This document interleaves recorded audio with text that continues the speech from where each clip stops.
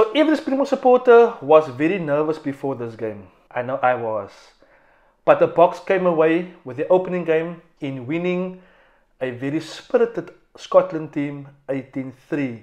So in this video, I would like to give my 3 takeaways of this match and just give what I think was the important areas on how the Springboks won this game and how Scotland lost this game. So my first takeaway is the goal kicking. So I know Springbok supporters, they're all calling for -8 because the guy, he missed a few kicks once again. Minor Liebok was given the man of the match for his general play as a fly-off. And in my opinion, I still think that Minor Liebok is the man to carry the Springbok team forward. However, I would think that the Springbok management must maybe relieve him from kicking if they now see his first 2 or 3 kicks goes astray. Because we do have Willem in the team. We do have Faf in the team as well as Jason Colby to assist with kicking. But Minor's general play was excellent, was very good, especially his kick pass, guys. It was a beautiful kick pass.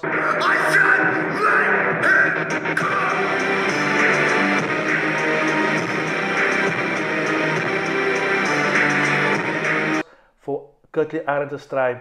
So, goal kicking is a concern, but I think we as Springbok supporters, we must just calm down, calm down.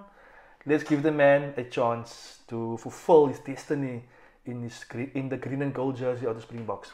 So my second takeaway is the Springboks at the breakdown as well as their defense. So I will combine these two together. So the Springboks defense. Now remember a few weeks ago Scotland, when they were playing France home and away, they were running circles around the French.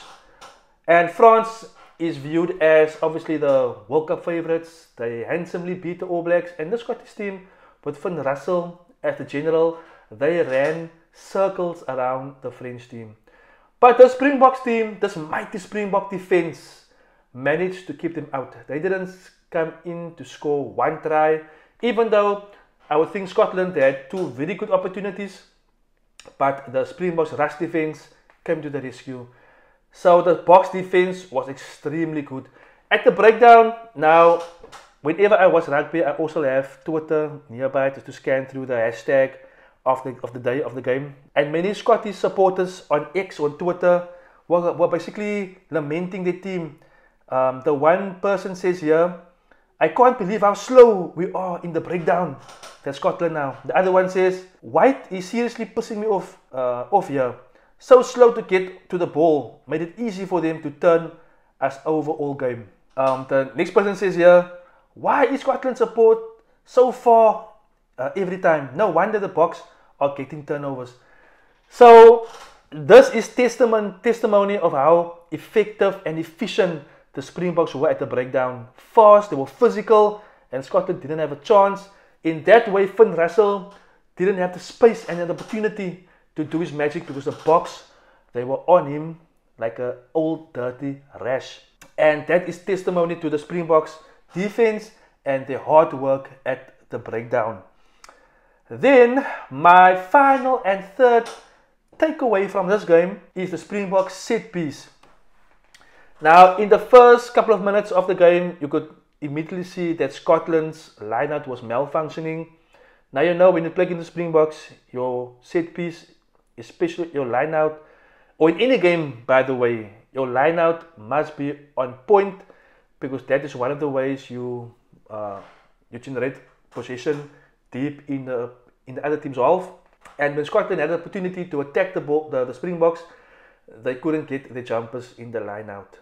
The other part of the set piece play in this game that was concerning from a Springbok point of view was the 2 set piece or the 2 scrum penalties that Frans Malherbe conceded. When that happened, I was a bit concerned, but that was more of a technical matter. I think the one time he dropped his knee or he didn't bind properly, but that was concerning because I was just thinking that Scotland is getting like a momentum in the set piece in that regard. However, in the second half, guys, the Boks came back. I think that the talk in the second half break by the coaches must have lit a fire under the Springboks behind, because they came out and they scrummed Scotland in the ground. Every scrum, it turned into a penalty, and we all know that the Boks use the scrum as a weapon to generate penalties, to either get them out of their half or then to attack the opposition more or to score points. The other thing that I would have loved to see from the Springboks was more of the driving ball. The Boks forward being so dominant, strong and physical over Scotland, especially in the second half. It would have been nice to see how the Springboks more to generate more penalties or even maybe to go for a try. But then again, remember, each team, they analyze the Springboks more very closely. Or I would give kudos to Scotland for managing to stifle and stop the Springboks more. So guys, that was my takeaways from this game. As a Springbok supporter, I would have loved to see the Boks scoring 4 tries. But I will take this win. It's a World Cup, guys. World Cup, a win is very important. Our next game is against Romania.